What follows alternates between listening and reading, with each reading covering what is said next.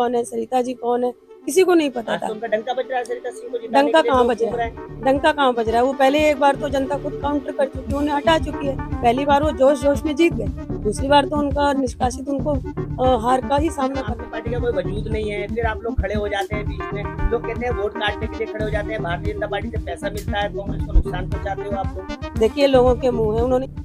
Hello friends, मैं हूं अफजल भारती, आप देख रहे हैं बेखौफ न्यूज लाइव। लम्हे दो लम्हे में लग जाएंगे इल्जाम, लेकिन दस्तार को बचाने में बड़ी देर लगेगी। एक ही चिंगारी जलाकर राख कर देगी बस्ती को, किसी बस्ती को बसाने में मगर देर लगेगी। फ्रेंड्स, जैसे कि आप जानते हैं, दिल्ली में इलेक्शन का माहौल है, मौसम सर्द है लेकिन फजाओं में गर्मी है, राजनीति हलकों में गर्मी है। भारतीय लिबरल पार्टी की कैंडिडेट रोहतास नगर विधानसभा से हमारे साथ हैं नसीम उस्मान जी। मैम, ये जानना चाहता हूँ, जो आज आपकी पार्टी है इस समय दिल्ली में क्या, देश में क्या, कांग्रेस पार्टी, भारतीय जनता पार्टी और कई पार्टियां आ रही हैं, लेकिन जब आम आदमी पार्टी के अलावा कोई पार्टी भी दिल्ली में टिक नहीं पा रही, तो आपकी ये पार्टी कितना अपना जलवा बिखेर पाएगी? देखिए जलवा तो जब भी आम पार्टी का भी जलवा नहीं था कोई। वो आए, लोगों ने उनका साथ दिया, उनको भोला समझा, उनको इनोसेंट समझा और उनको ईमानदार समझा, उनका साथ दिया। आज उरूज पर हैं, आज वो अपनी ऊंचाई के चरम पर हैं, लेकिन अब वो चरम नीचे आ रहा है, उनका पतन हो रहा है। पहली बात उनका पतन हो रहा है, दूसरी बात ये कि इसी तरीके से फिर एक सैलाब उमड़ेगा, फिर सच्चे लोगों की बात निकलेगी, फिर वो जो है जो जन समूह है वो फिर एक नई पार्टी का गठन करेगा, जो उन्होंने कर दिया है, भारतीय लिबरल पार्टी का। मैम, रोहतास नगर विधानसभा जो है वो दिल्ली की एक ऐसी विधानसभा है जहां पर मुस्लिम वोट जो है वो बहुत बड़े पैमाने पे मुस्लिम वोट है। आप भी एक मुस्लिम कम्युनिटी से आती हैं, कि आप खुद एक मुस्लिम कम्युनिटी की एक हैं, तो इससे मैं जानना चाह रहा हूँ कि मुसलमानों में कितना प्रभाव है आम आदमी पार्टी?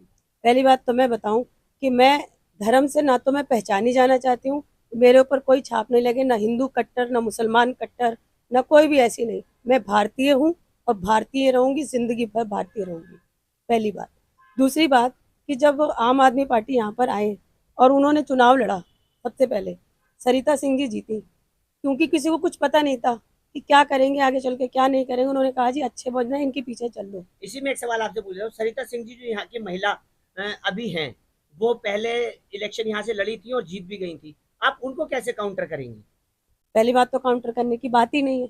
क्यों? क्योंकि वो खुद ही, उनको जनता ने उनका काउंटर कर दिया था जब वो पहली बार जीत कर आई थी, जब किसी को पता नहीं था व्हाट इज द आम आदमी पार्टी। आम कौन है, आप कौन है, केजरीवाल जी कौन है, सरिता जी कौन है, किसी को नहीं पता आज था। तो उनका डंका बज रहा है सरिता सिंह को जिताने डंका के लिए, कहाँ लोग बज घूम रहा रहे है? हैं। डंका कहाँ बज रहा है? वो पहले एक बार तो जनता खुद काउंटर कर चुकी है, उन्हें हटा चुकी है। पहली बार वो जोश जोश में जीत गए, दूसरी बार तो उनका निष्कासित उनको हार का ही सामना करना पड़ा। और अब मैं भी थी, अभी वोटर मैं भी तो थी ना इसी कंस्टिट्यूंसी की, तब भी हमने भी ये सोचा कि भाई चलो शायद कुछ अलग हो, लेकिन ठीक है, अब जनता खुद जवाब देगी। तो मतलब आपको लगता है पिछली बार हार गए तो इस बार भी हारेंगी? देखिए ये तो जनता पे छोड़ देना चाहिए, और मुझे लगता है कि जनता को अब समझ में आ रहा है कि क्या करना चाहिए।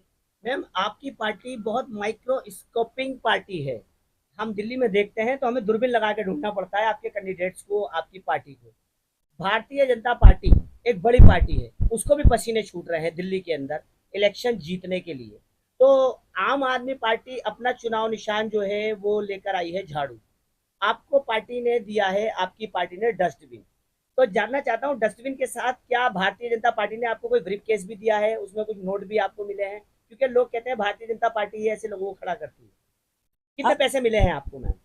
जितने बीजेपी ने दिए उतने आम आदमी ने भी दिए, अब आप क्या कहेंगे ये बताइए। क्या आपको क्वेश्चन पूछने के लिए दिया है किसी ने कुछ बैग भर के?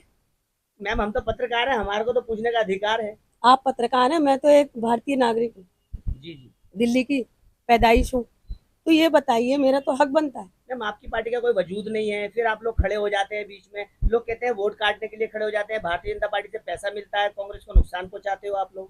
देखिए लोगों के मुंह है, उन्होंने ही बोलना था, वो काटने वाले, ये मुसलमान को काटने वाले, ये हिंदू को काटने वाले, ये सब बेकार की बात है। ये सिर्फ चुनावी जुमले हैं, चुनाव के टाइम पे उगते हैं और हट जाते हैं।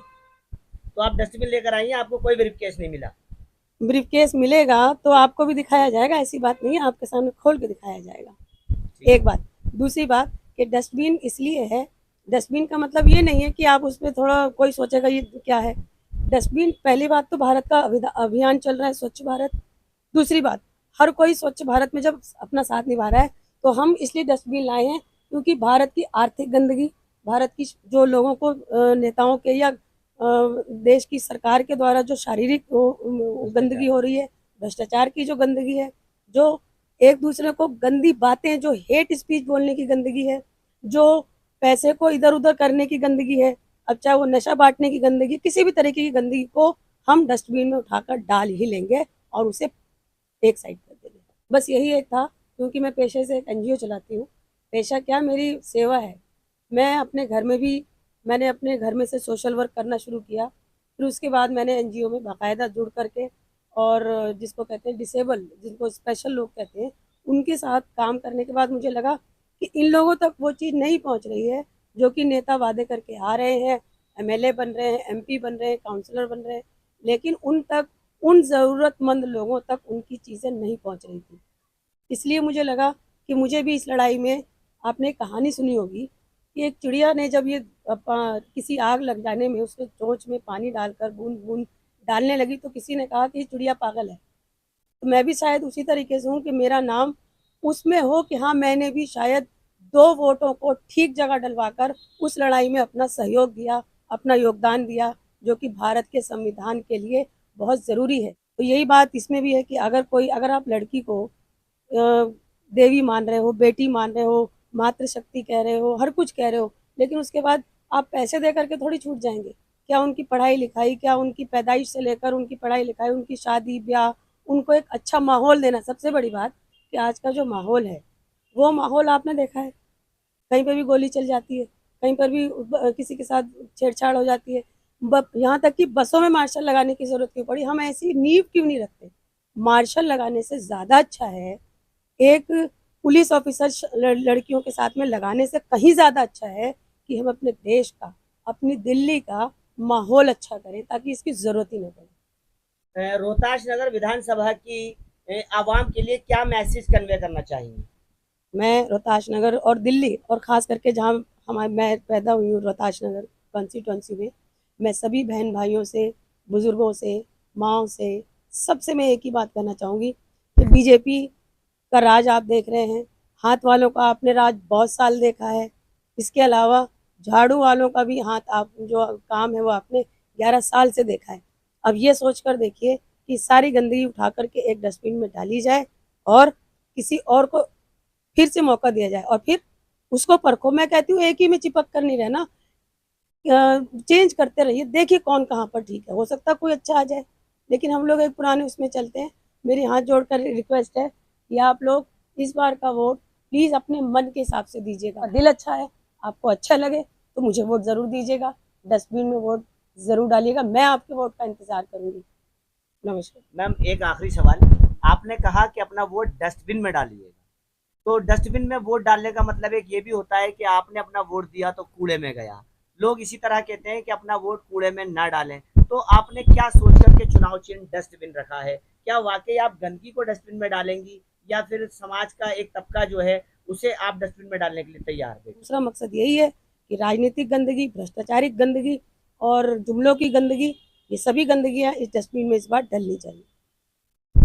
नसीब उस्मान जी, आपसे बात करके ऐसा लगा कि आप पहली बार इलेक्शन में हैं, लेकिन आप एक मंजीवी नेता हैं। जिस तरीके से मैंने आपसे बात करने की कोशिश की, आपने एक सवाल को बिल्कुल ऐसे हवा में उड़ा दिया जैसे कि उस सवाल का कोई वजूद ही ना हो। मैंने कहा आप एक मुस्लिम कम्युनिटी से आती हैं। देखिए, दलितों के भी नेता हैं, सिखों के भी नेता हैं, हर कम्युनिटी के नेता हैं। जहां पर सच्चर कमेटी की रिपोर्ट बताती है कि मुसलमानों की हालत दलितों से भी ज्यादा बदतर है, तो क्या आपको नहीं लगता एज ए कम्युनिटी पर्सन कि मुसलमानों की हालत जो बहुत ही ज्यादा दयनीय है, उसके ऊपर भी आपको कुछ बोलना चाहिए? बिल्कुल, देखिए, पहली बात, हम धर्मनिरपेक्ष देश में रहते हैं, सेकुलर देश में रहते हैं, हम किसी एक मजहब को मानने वाले देश में नहीं रहते। ये हमारी खुशनसीबी है कि हम लोग धर्मनिरपेक्ष भारत में रहते हैं, भारत के नागरिक हैं। दूसरी बात, यहाँ पर खाली मुसलमान की बात नहीं करूँगी, बहुत सारी हिंदू जातियाँ हैं, मुसलमानों में जातियाँ हैं। मैं कहती हूँ हर उस मजबूर के साथ हमको खड़ा रहना है, बगैर ये देखे हो कि वो मुसलमान है तो खड़े रहना है। नहीं, अगर वहाँ पर कोई और भी, किसी और भी मजहब का, किसी और भी समुदाय का वो भी परेशान है तो हमें उसके साथ भी उसी तरह खड़े रहना होगा। और मैं अपने आप को आपके चैनल के माध्यम से बोलना चाहूँगी कि मुझे आप कभी भी देखिएगा, मैं कभी ये नहीं कहूँगी कि हाँ, मैं सिर्फ मुसलमानों के साथ हूँ या मुझे हिंदुओं के साथ है या ऐसे या वैसे, नहीं। मेरे लिए इंसान इंसान है, हर प्राणी प्राणी है, हर देखिए मैम, जिस तरह की आप राजनीति की बात कर रही हैं, जहां तक के मुसलमानों का सवाल है, और अब रही बात ये, आजकल लोग लच्छेदार तकरीरें करते हैं, लच्छेदार बातें करते हैं, डिजाइनिंग से सजा देते हैं बातों को। तो सिंपल सादा, आप इतने सादे मिजाज की एक महिला हैं, तो आपको लगता है कि आप लोगों पर अपनी छाप छोड़ पाएंगी? देखिए छाप धीरे, किसने छाप छोड़ी आज तक, किसका नाम रहा है ये बताइए? किसी का भी नाम नहीं रहा। हाँ, लेकिन मेरे दिल को तसल्ली होगी, मेरे दिल में वो छाप मेरी बनी होगी कि मैंने कभी किसी के साथ बुरा नहीं किया, और हर धर्म के साथ, हर मजबूर के साथ, हर परेशान के साथ, हर जरूरतमंद, ऐसे जिसको जरूरत है, जिसके पैर नहीं है उसके लिए मैं खड़ी हूँ, जिसके हाथ नहीं है मैं उसके लिए खड़ी हूँ।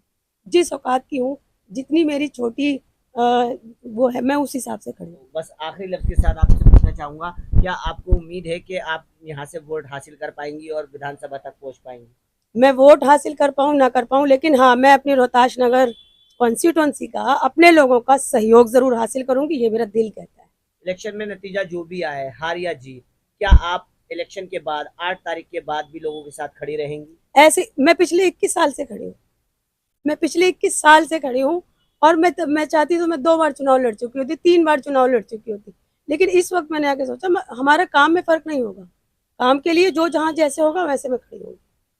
तो आपने हमारे चैनल के साथ अपने दिल की बात रखी, इलाके के हालात रखे। आपका बहुत बहुत शुक्रिया नसीम उस्मान जी, आपने हमें वक्त दिया। अपने इतने बिजी शेड्यूल के अंदर भी हम आपके बहुत बहुत मशकूर हैं। बस यही कहना चाहता हूं कि उलझ कर रह गए हम तफरी के सवाल में, जहां खड़े थे वहीं खड़े हैं पिछले 70 साल में। मैं अफजल भारती, बेखौफ न्यूज़ लाइव, दिल्ली।